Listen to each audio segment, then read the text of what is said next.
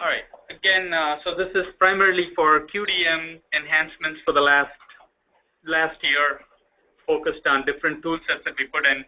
We feel a lot of them are very handy and very useful for the 3 DCS reports. And every time I walk by a modeling room or a modeling station where I see a report very similar to what we can do in QDM, but it's being done in Excel, it always kind of bothers me. But unfortunately, and putting so much effort into it, trying to do that at a, in an efficient way, I think. So primarily what we are trying to get at here is trying to show you all the different bells and whistles and the different tools that we put in, and expect your input mostly. It's going to be 50% me talking and 50% you after your lunch, trying to ask questions and trying to say, oh, it'll be nice if we can do this. So we might be there, we just never did it because we didn't hear that input from anybody. So this is just based on hearsay and what we have come across, we put in these things. So I'm going to be jumping back and forth between the software and the PowerPoint just to keep the flow the same. So first, let's look at our base mouse model and see what are the different type of reports that we can do out of the mouse model, and then we can come back to the advanced functions. So we're going to look at how to create trend report, probably everybody is most familiar with, create statistics, 3 DCS histogram, management summary, and shop floor data. So just to set the stage correctly, QDM is not doing what a 3 DCS report is doing. A 3 DCS report is for dimensional engineers. The embedded 3 DCS HTML report is for dimensional engineers, a community who understands everything about dimensional engineering, need to know the modeling information. How did you get this result? What are all the features that are affecting it? Is what the audience for that is the primary dimensional engineering team. But there is a whole set of stakeholders in a company who are outside the realm of dimensional engineering, but they would like to know the results of it. The management, the plans, the shop floors. They just wanted to know the range offset and where it's measured.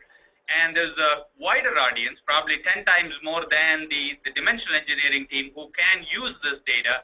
And what QDM could be a good candidate for is quickly publish reports and customized reports for that audience. Not because if we try to put all the datum schemes, how we created the measurements, what are all the different assumptions that you made into a QDM report, it's not like it's not doable, but it just makes it so much more difficult to do and cumbersome, and then it's not a viable option. But for the rest of the community, it's got everything. Okay, so with that, let me go to the software, close this, and start with trend report. I mean, we know we have the what we call a wizard interface. Is basically quickly create a report for, let's say you did a 2,000 runs simulation, and you wanted to create a quick trend report with this data. So I'm going to use the wizard interface within QDM to import the two inputs that QDM needs is the graphics. Some of you might be familiar with it, some of you not. But so I will pick the 2000 sample DCS DB2 file that you exported from the system from 3 DCS, and run a report. What type of chart you want? I'm going to make it a trend chart. There's so many different ways that you can choose and customize these charts. So I'm going to choose a trend report, which is more like it's probably not as efficient when you're doing a 3 DCS report because it's just going to be a blob of data with just points. I don't know how many charts I can put on a page, so I'm going to let the system automatically sort it. So that way, because you don't know, we could measure 30 measurements. How many measurements should I put on a page based on your part and everything? Just do it like this, ergonomically placed. So it loads the data, loads the CAD, loads the data. In a wizard interface format, it only loads one HSF file, then I have to go and backfill with the rest of the HSF files. The information you're loading here is the export from 3DCS, the simulation data, right? So every 2000, Monte Carlo simulation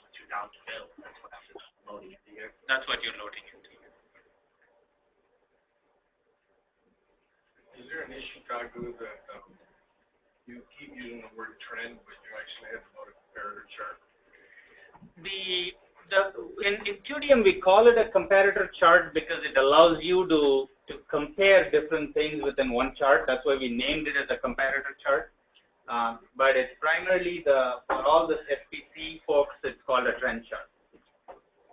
So now we have so now what it did is it loaded the cache, loaded the data, placed all the points where the measurements were, and created a how many page template. Let me go to the next page. So it automatically laid out the pages. So that's page 1, that's page 2, that's page 3, page 4. It puts the charts on one side, graph on the image on one side, and then leader lines pointing to it, and without leader lines being crossed. That's kind of the ergo places what it's supposed to do. In this particular case, just because it had so many, usually when we do a wizard interface, we automatically get one HSF file. In this case, I'm just going to go and backfill with the rest of the HSF files. So I'm going to go and call HSF and then pick everything else. Pick everything else except the top.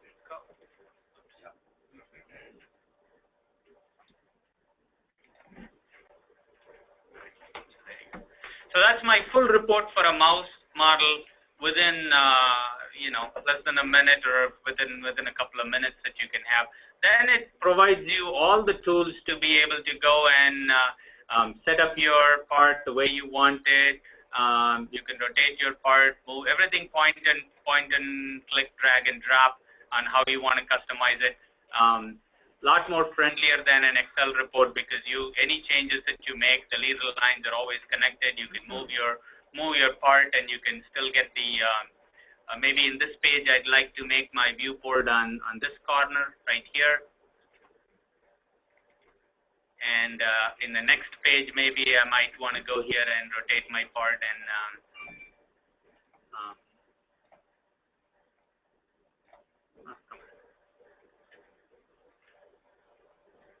Choose the best orientation, or is it just default? It's default. So you get these 8 orientation. At least when you go to the wizard interface, you can choose which orientation you want to start with, and then in every page you have to go and do the orientation because of that. A standard view for each one. Like if you knew you wanted to look at that wheel on the mouse, you could set up a view and just look at that one every time. Yeah. At least to begin with.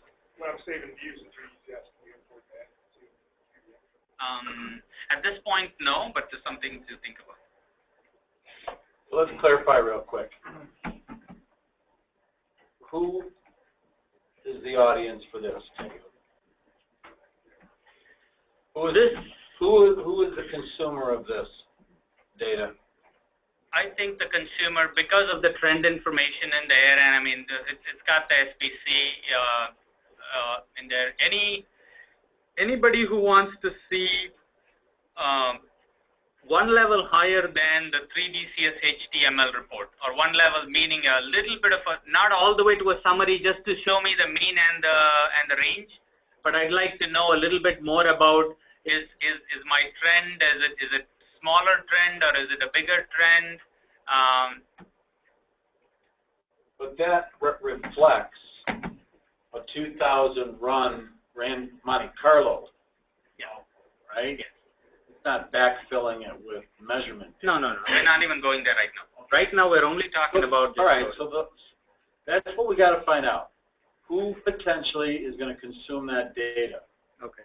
Because if it's the same person at the end of the day that uses the 3DCS output, then to be quite frank, they might not need it, right? Because of that internal DCS report. That's one click. But is there another group that this could appeal to? Yeah, we're going to get to it. All right, we're going to get to it. Right now it's only this. All right, cool. Guys, I got like 5 calls from my home. Something must be important. So I'm going to take it. Yeah. Oliver, if you want to talk through it. Okay.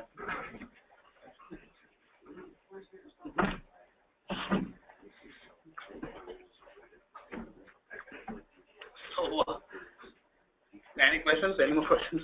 I got one quick question. I want to get a little basic. We've got all the information or pointing a leader light to a specific point. That's referencing the measurement output from the 3DCF model, right? But a measurement output is the measurement between two 3DCF points. So are we just taking the midline of that measurement? That's where we're pointing to, or are we pointing to like a feature associated, or where is that point being put on the model? The first point of the measurement. So usually when we get a measurement, we get it like lower cover to a top cover gap, and we also get a nominal position, and I think it's the first point of the two measurements, right? Yeah. Thank you.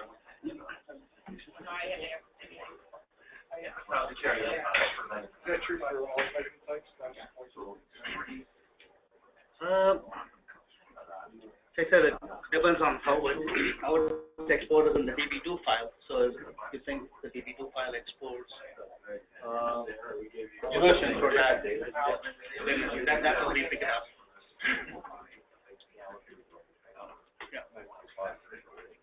And listening.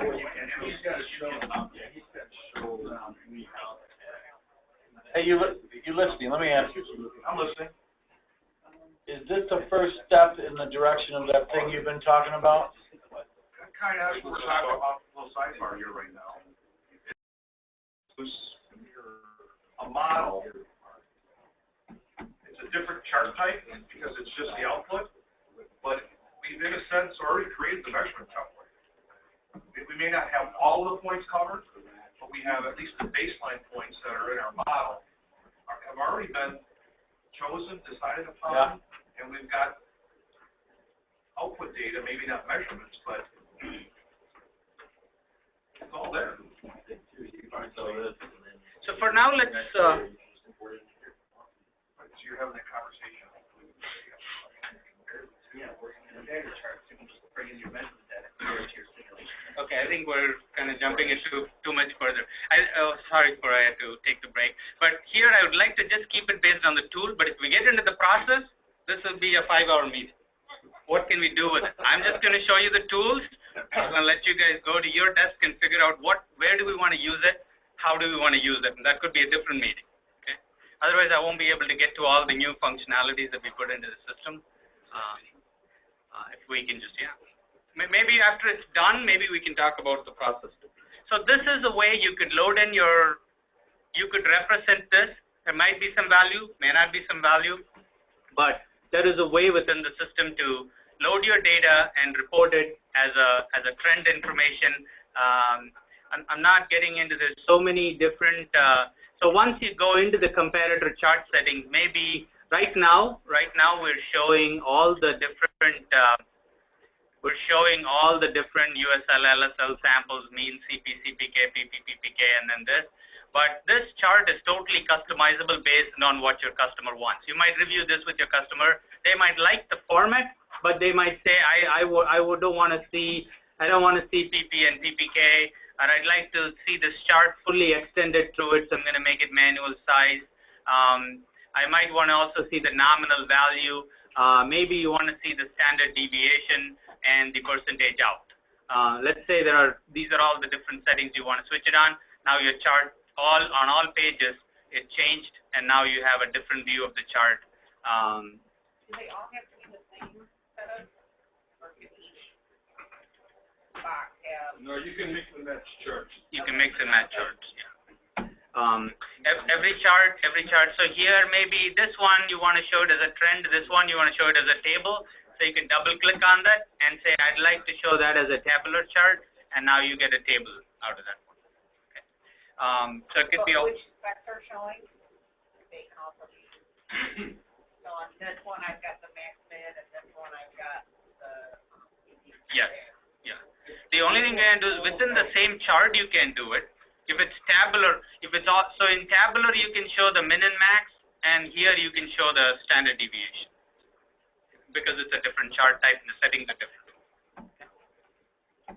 All right. So now we get into the next topics. I'm going to close this. So now we looked at the trend report. Now let's look at a little bit more lighter report, like what Emily was saying. It was like a tabular type of chart. So I'm going to go and navigate. template navigator. Did you restart the recording? Yes, we did. So get to mouse model, gap and flush, and we'll do. So I was just going to say. You better explain that. Yeah, I was going to say just open something. No, that only I know dialog box. most people know. Okay, I'll come to that. So basically what we have now is, instead of you storing all your information in like a folder structure and trying to find where is my report for this, we give you a 5-level drill down inbuilt, a 5-level database inbuilt within QDM 3D. So when you install QDM 3D, you get a 5-level database where you can store your information. The level 1 could be, I mean, right now it's generic name, but this could be the company name, this is the maybe your customer, and this is the model, name of the model, and that could be your report name. So you can build your own little database of everything that you do within QDM and keep it like in a local database. So very easy to go and look at them, and also have revisions of them. Maybe you'll have a Rev 1 of this, Rev 2 of this. So for this gap and flush, I have 5 different reports did. For the mouse model gap and flush, I did a summary report. I did a gap and flush summary and a shop floor report. I did a stats report, 3 DCS report, and a trend report. So you could keep everything together. So it kind of makes it easy for you to navigate and find things very easily and keep them grouped. And it's a dynamic drill down, so you're not thrown into a maze of an explorer where you have to go and find what you need. Kind of creating your own file explorer within the system. Okay. So I'll show you how to do that versus just do a save as to your local computer versus save as a template database to the template database would allow you to park your templates in this location. So what we're talking about now is going to the table, statistics. Okay. So what this does is, to Mike's point, it's kind of a little bit more statistics, but not as heavy as a trend report. Because now I can put like maybe 8 charts, 4 or 5 charts on a page. This is called a tabular report. Same information, but just represented. The way of creating the template is the same, but it can be represented in a tabular report. Similarly, the contents of this table, what you want to show here, can be thinned down or expanded based on chart settings for tabular, saying these are all the different things. I can switch everything on, and then I see everything, or I could leave them like this. There's a vertical and a horizontal options. I don't want to get into all the permutation combinations, but there's a way that you could customize this table as far as the content of what you put in the table by clicking on and off different things. Okay. While I'm on this page, I'll highlight a topic that I was going to go later is called an icon view. And we're not doing mouse models. We're doing aircrafts and underbodies and heavy, very complex stuff. It might be very difficult to have a template like this to show the entire part and then kind of show where these leader lines end. So you might want to drill down. Let's say in this particular page, I might want to do a little window around that area so that I can show the details of where those measurements are made. So now it makes it clear for a reader where the measurements are made in this particular chart page, but you lose the perspective of how it is from the overall part. If this is the one corner of a fuselage or an underbody, you would not know whether it's the right hand or the left. When somebody's looking at this page, they won't know whether it's the right hand or the right corner or the left corner. So to avoid that, what we have is a concept called icon view. What that allows you to capture the entire viewport into a box, and you could draw a box around where the location is, and it zoom into that location, and it draws a box around it. Right now, it's a 3-step process that I go to options, tools, save icon. Then I can go and draw a box, and it captures this in here. Then I do the zoom window, which zooms this part.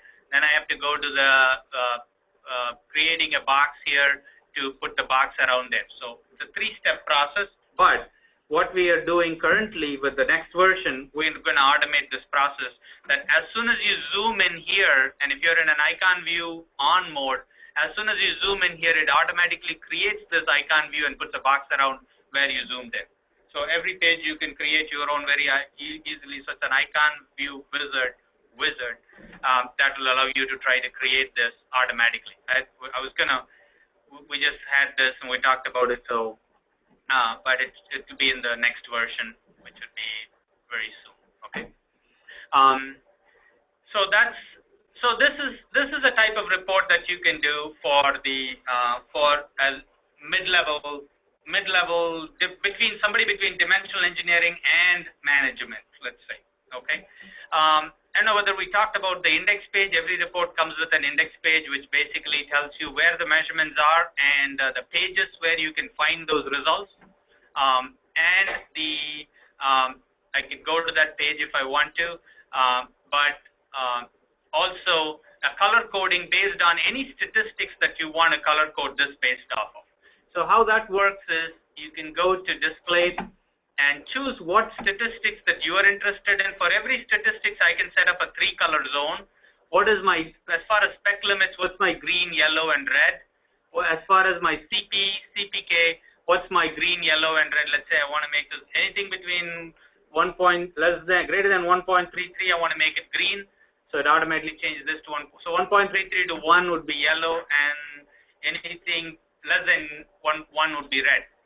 Once I do this, and I can say use this as my key criteria as my quality criteria for this report. That's what I'm doing here. I set up my 3-color zone and I tell the system to apply that criteria to the entire report. Now it recolors all my charts based off of CP as my criteria and saying these are the 2 that failed based on my CP. These are the 4 that are in the borderline between 1.33 and 1, and these 3 are greater than 1.33. So very easily you can create one template and make it into 4 flavors of it. One based off of spec limits, and all these colors change too based on your spec limits. So one based off of spec limits, one based out of CPK, and one based out of PPK without any extra work, just by doing those 2 button clicks. Okay. Any questions on this mid-level report? You got customer logo in the lower right hand. Yeah, that's customizable. You can put whatever we want. Right now it's showing, Is there default in there, or? We can put default, or you can browse and pick any logo that you want, and it'll put that in. Okay, well, all right. Yeah? So I make sure there's not a customer logo as the default. No. This was, whatever we put in there, it's not fixed. Doesn't go with our installation, comes empty, and then you can add whatever you want. In our case, and this is where the start model comes in very handy.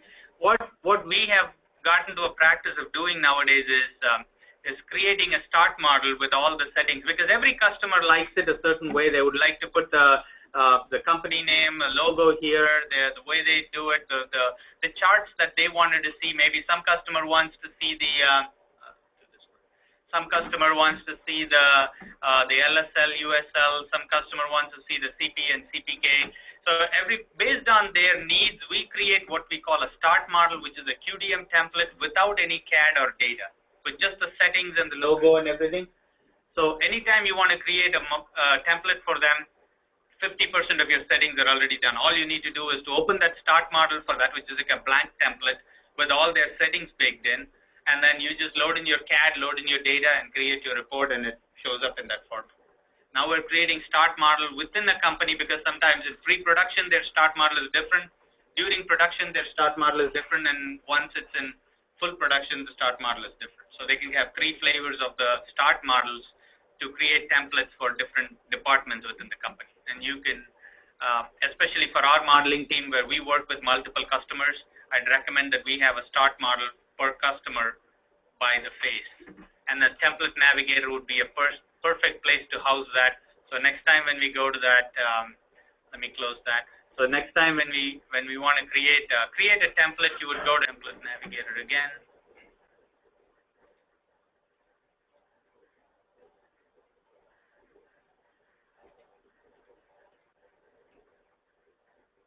So this is a histogram report. This is probably very similar to what we have like a 3DCS report, but because we're just showing the histogram report that comes out of 3DCS. So the DCS DB2 file, but rendered as a histogram, and you can go and customize this to similar to how you would do it in it's called the DCF chart, and everything that we could see.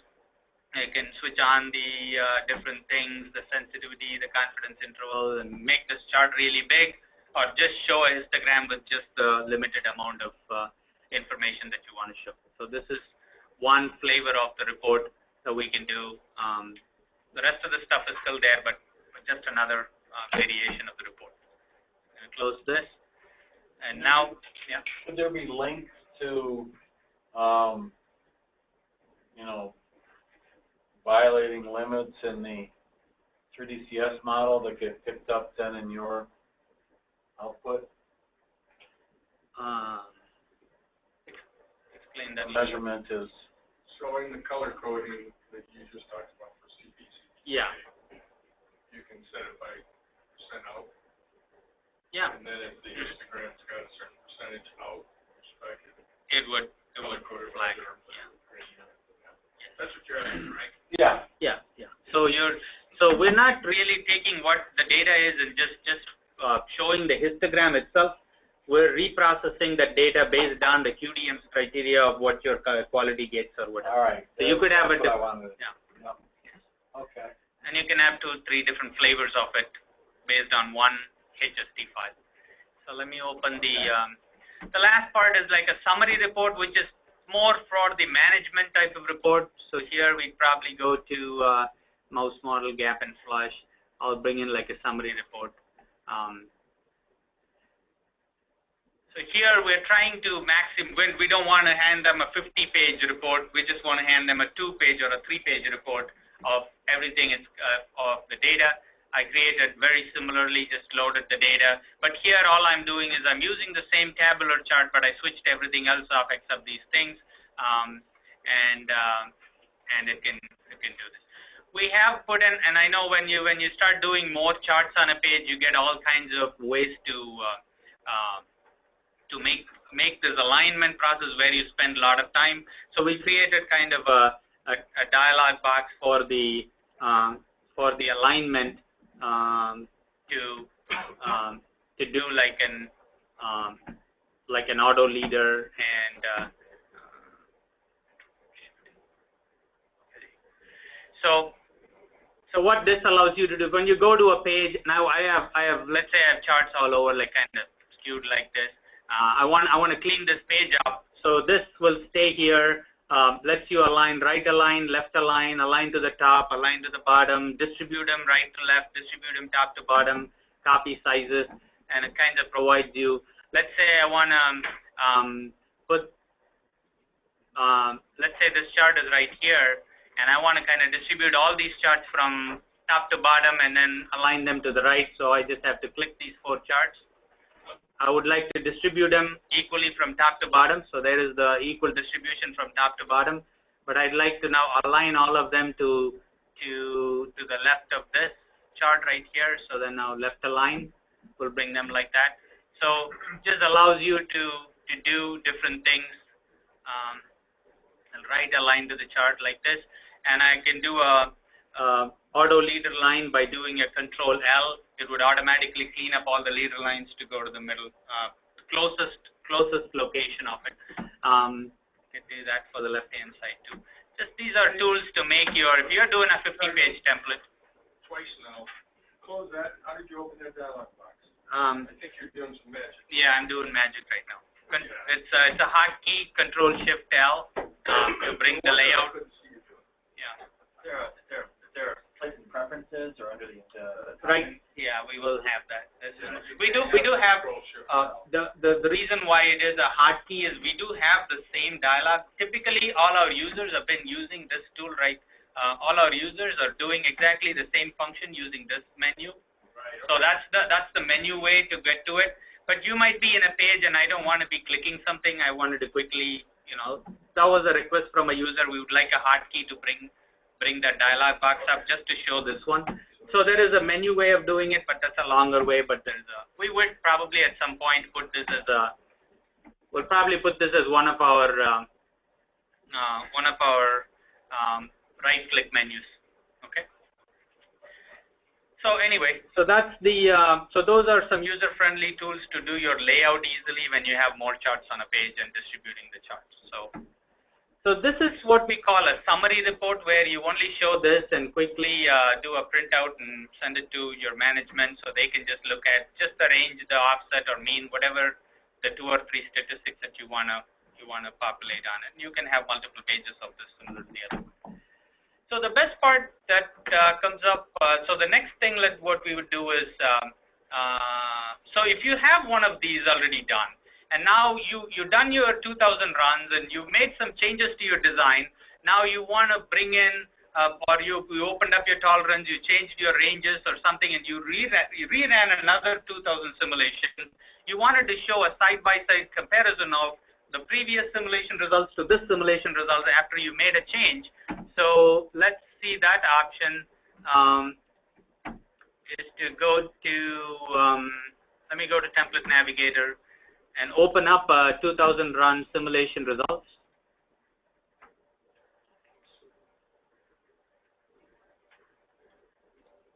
You're going to add a search function to this because both in B5 and this, QDM, this whole database process, I still can't find it. I got to know exactly what I want to drill into to find something. Yeah, that's not a bad idea. We should think about it. The favorites, if the favorites aren't set up in QDM Web, I can't find it. And I can't find anything. So let me start with summary report. I don't know why they think that's better product.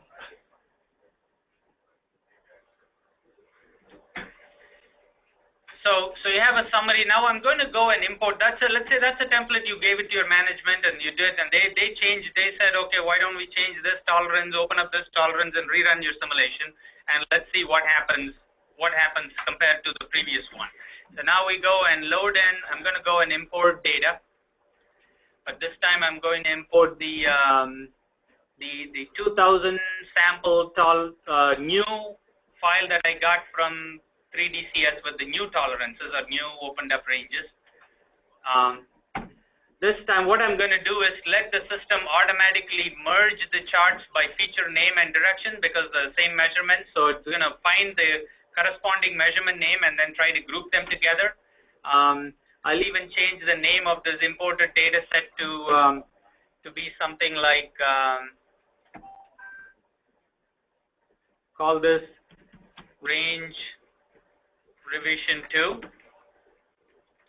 So it's loading the next set of 2,000 samples, but and trying to kind of give you a comparative analysis between the last one and this one. So first one was the 5-button mouse 3DCS, and then we did some changes to the ranges and rerun because the 2,000 sample is probably crunching, but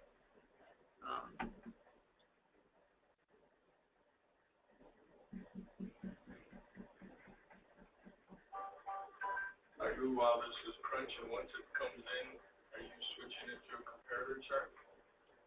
No. Something new that I don't know. No, you don't need comparator chart because still it's a management summary report. Yeah, if it was a comparator chart to begin with, you would see the charts next to each other. Okay, so it loaded the next set of samples and put them side by side. So this was the 5-button mouse 3DCS. This was the range 1. So it merged by the feature name, found the corresponding feature name, and merged them together and give you a side-by-side comparison. Okay. And you can do this again and again. You can go up to 10 data sets, maybe revision 2, revision 3, revision 4, okay, till you get rid of, till you want it clean. All right, so the same concept, exactly the same concept can also be applied when instead of loading the next set of features from 3DCS, I could have loaded that from a CMM room or from an inspection. That's what Mike was asking, is the ability to take that same model, mouse model, but same summary report, but I will load in data from the CMM room for that same parts when it's available. So that's the 3DCS results. I'm going to go and import data with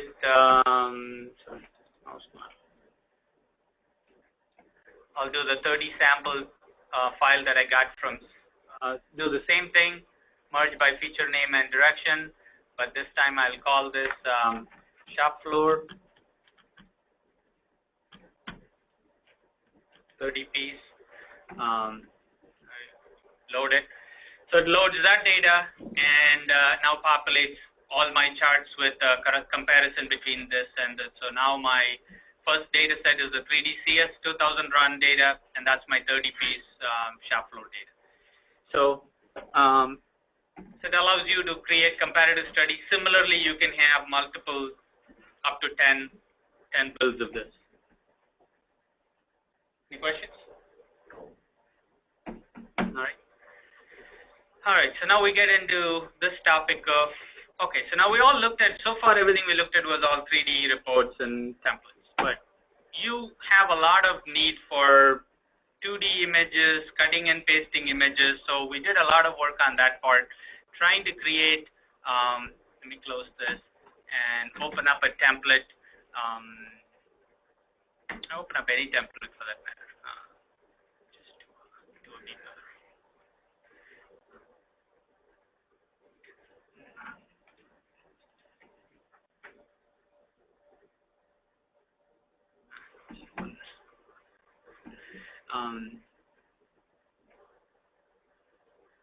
So if I want to add any images to this, we created two ways to add images to a page. One is paste image from clipboard or add image from image library. Paste image from clipboard is you can have any type of a cut section, a picture from CATIA, maybe, or anywhere, whatever you use your snipping tool or anything that you can put on your clipboard. You don't have to convert them into JPEG or anything. I'm just going to say this is the left cover or whatever. So I'll just take something in here just to show how easy it is to cut something, and you can place that wherever you want. Just to make your pages descriptive, you can put any number of images into the system. We also have a method called image library that you can build up. So when we install QDM, it comes with an image library of all your GD&T symbols because that's the only thing we thought of. But you could do it with any images that you want to add to the image library. You can add to it. So for example, say a surface profile. I'd like to insert an image of a surface profile in there, and I can paste that. Maybe that's a surface profile that I wanted to do. So you can start adding GD&T symbols by default, but you can add anything for that matter. It doesn't have to be GD&T symbols. So it could be cut sections, gap plans, your company logo, and any images. I'm just showing you the two ways that you can add image to the system. One is from the clipboard and one from an image library. You can import images into image library just by going, let's say you have an image that you want to keep in your image library for all the time. You go graphics to image library and add images. Okay. Like when you stick stuff in there from your clipboard and you save this GDZ file. Yeah. Where's that image go? It goes with the GDZ file. So it's no longer a separate file. No. It's part of the GDZ. Part of GDZ. Yeah. So it's embedded with the GDZ. So I don't have to worry about losing that image if I move my GDZ files. No. It goes with the GDZ, and you can double click on an image, and it'll tell you what pages it's been added to. You can directly edit the image. If you want that on multiple pages, you can just say, I'd like to add that image onto the index page also, add to page. So that this image that I placed on page 1 now will get added to the index page also.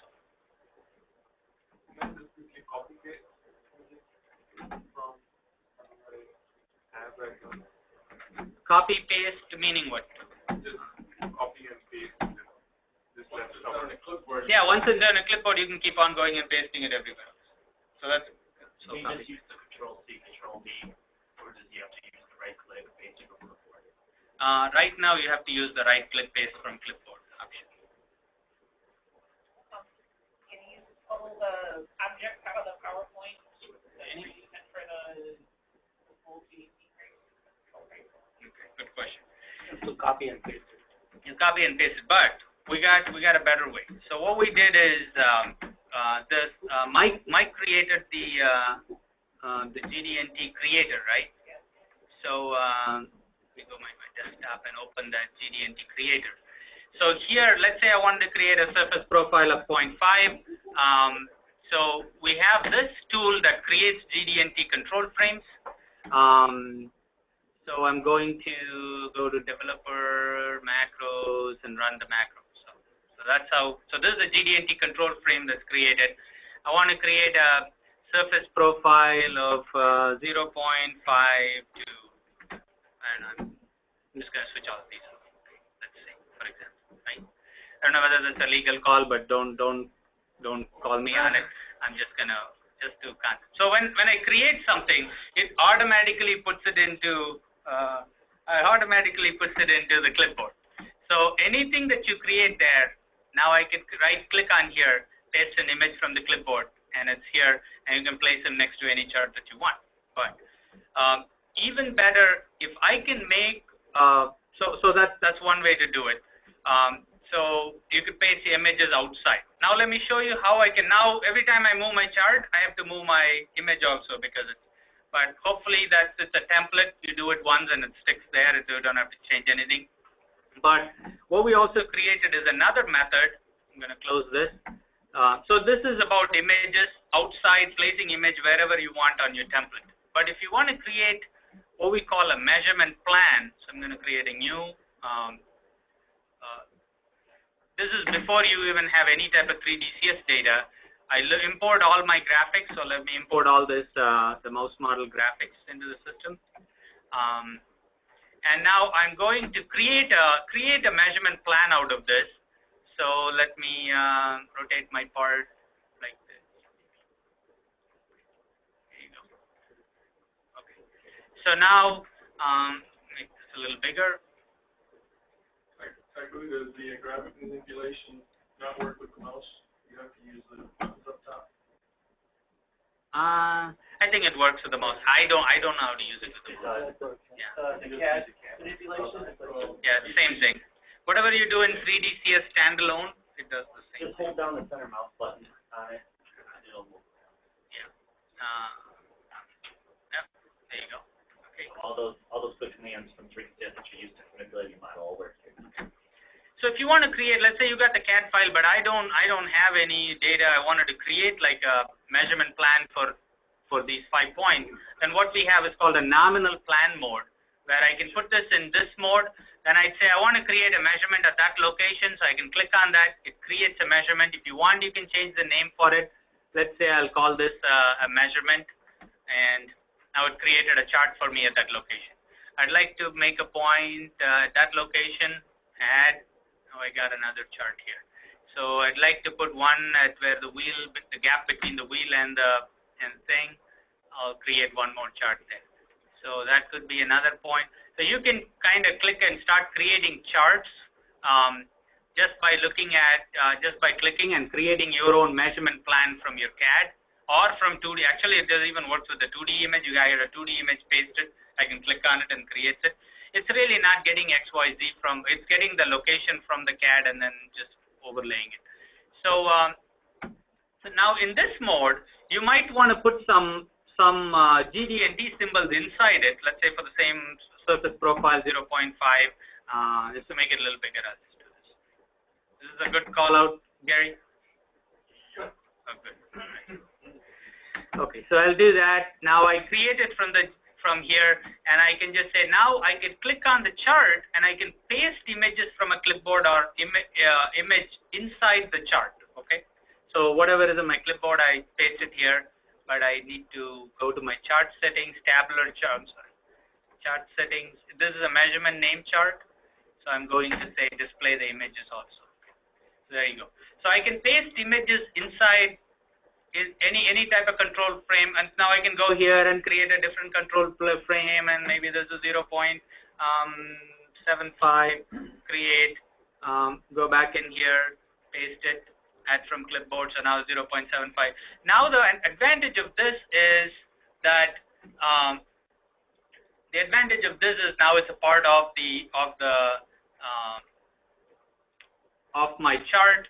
Now I can typically use it pretty much like a chart before the data comes in. So you can create your own measurement plans, if you will, using GD&T columns. And you can export back out the point A, XYZ, make sure to bring back in a model then? Yes. So everything that you do. Don't spin a hole. Because it's pretty much impossible to click on the X center of a hole. Oh, okay. Because you're just good for surfaces. We didn't love that, but not holes. If you create it near the hole, can you then go in and modify it? Yeah. You can do it that way, yeah.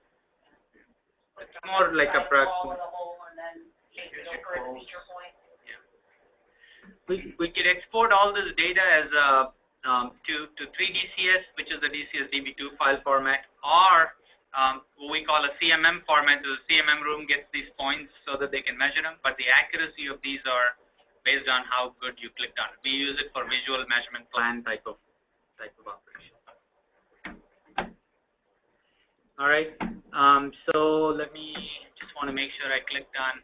So we talked about copy and paste. We talked about the GD&T toolbox, the image library, and the measurement name chart and the embedded thing. Then we talked about the icon view. The only thing we didn't talk about is datum realignment. Sometimes when you bring in data from the software, close. So if I go in and so let's say you bring in CAD data and then you bring in your data points from 3DCS and they don't align up. There's because the 3DCS or the CMM room, somebody measured it at a different alignment. So what we created is a simple move to pick any 3 points and move them to the CAD. So from that point on, all your data points. Right now I have 5.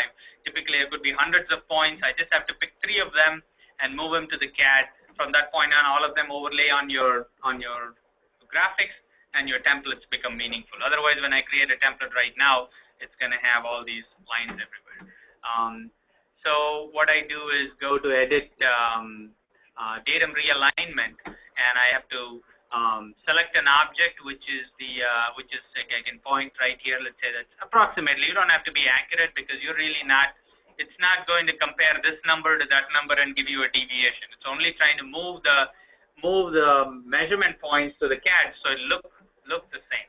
So the target for that is that point right there. Okay. The object for this would be maybe that point right there, and the target is this.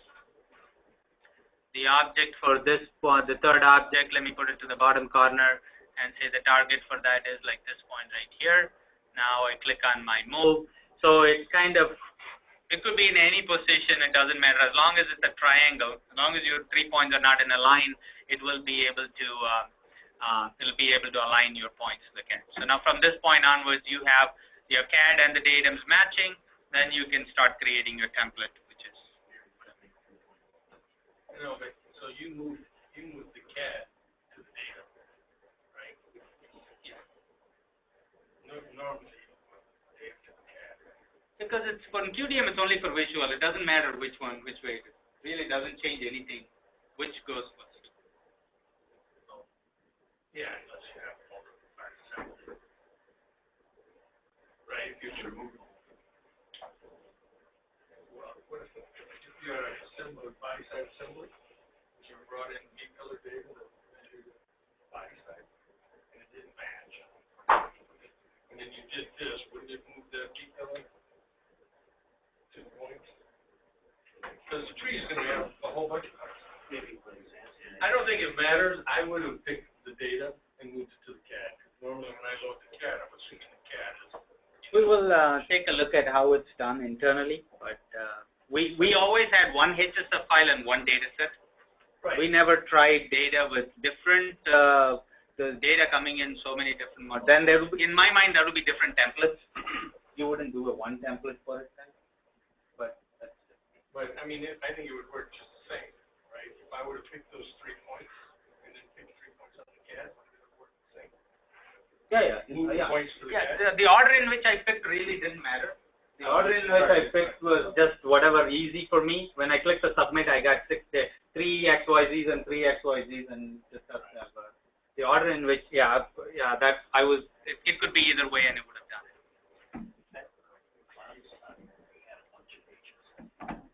Right, that's what I'm saying. Can you do multiple reaches with that time? Yeah, exactly. It'll all show, it'll do it on. You can move the whole body. Whole body side. To your measure. I'm not, it doesn't know that it's one with two. How does it know to grab all the H's? Because it's everything that's visible. It'll grab everything. Everything that's visible. Everything that's visible. Yeah. So even though you can hide and show parts of the tree in the graphics, it treats it like it's one giant part. Yeah, it's going to do the, we have the translate and rotate option, right? So we can translate and rotate the CAD geometry, right? Different axes or different things. So it does that for the entire viewport, whatever CAD is inside the viewport. So it applies the same concept to this too. So if we have an assembly apply to the entire space, Whatever's in the viewport.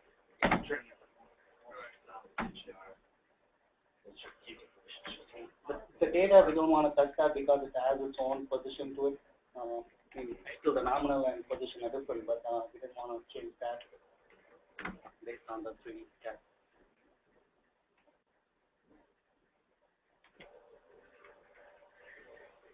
So any questions? I'll bring up the original model in here. With I got one question. Yes. Have you guys tested it? How does it work if, for instance, the data is all correct, but the CMM guy calls might be X, the whole data set. As opposed, you just translated it, but sometimes, the whole data set's got to rotate 3 points. Yeah, rotate. Work. Yeah. Any orientation, rotate. It does both translation and rotation. Yeah, maybe you should show that. That was like one complicated part. We got like 2 weeks back. No, we got one from Hannah with just a scanning. Yeah.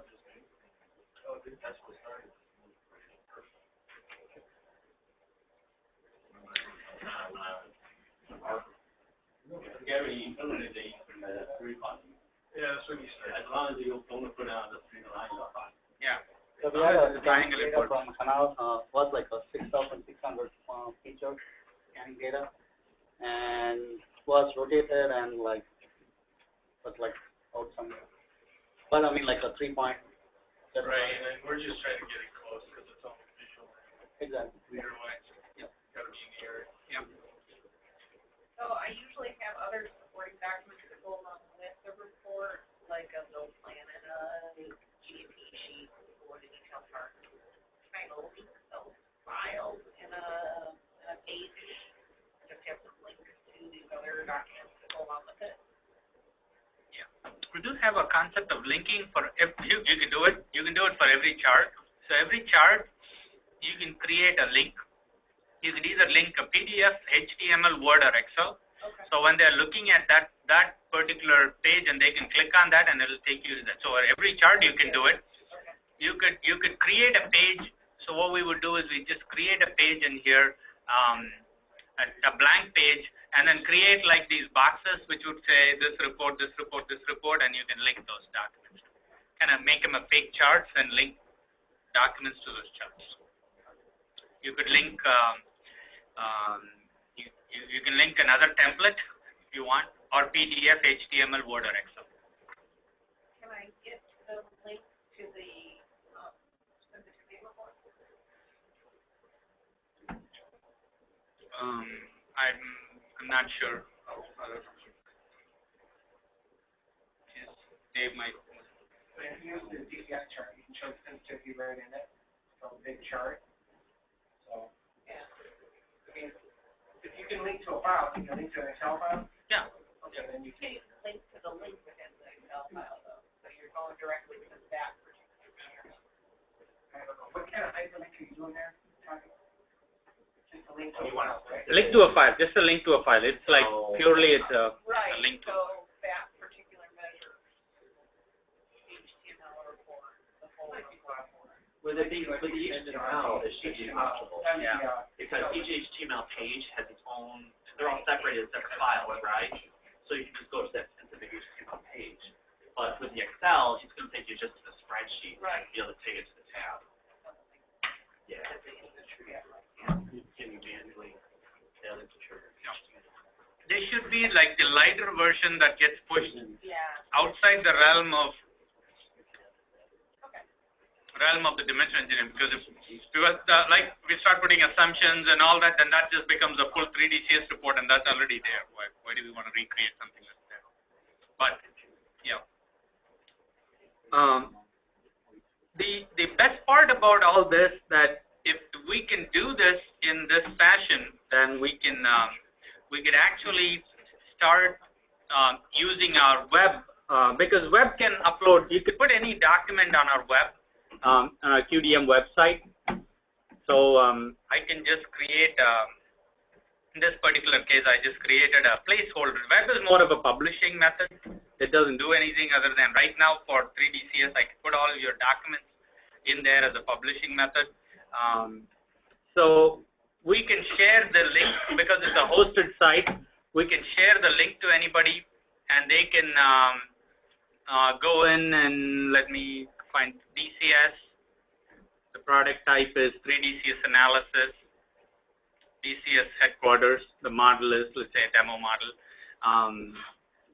So what I did is, whatever we did on there for the mouse model for one of the reports, I uploaded the document into here. So what this allows us is a method for anybody to, and we share this link, and when they go in, they only get permission to see just this one document. So when they log in, they'll see this. Now you can upload this document, they can see this result remotely without you physically emailing anything to them. The advantage of that is, let's say they come back and say, yeah, you know that one, I don't like the word shop floor, change it to something. You're not creating another document and emailing it to them. You go and fix it here and upload it and say, now click refresh, and they'll see the new report. So it becomes like a centralized hub for distributing the 3DCS documents to customers. And we have a nice method of drilling down in the sense that you could create for each. Then I can add. You could limit the access to that person. Every company will have access to only their data. A username and a password is created. It's a full collaboration system at that point. Probably not taking advantage of all the bottom part, which is like really loading data and regenerating reports and all that. But that could be later. But right now, it's a good mechanism to house everything one place, because it's a hosted system in QD in DCS here to publish our documents to different customers that we are doing this activity for. And they can see their management report, the 3DCS full report, the assembly report, the build plan, the AS9102. Okay. So you can take advantage of that part as far as the distribution mechanism. But first part is to be able to do this, and sometimes you don't have CAD, you got like Excel-like thing, 3D. So then you can drag, and maybe I want this little line. You can create your boxes. You can do what you do with Excel too, by placing things around and operating like with a 2D type of an interface.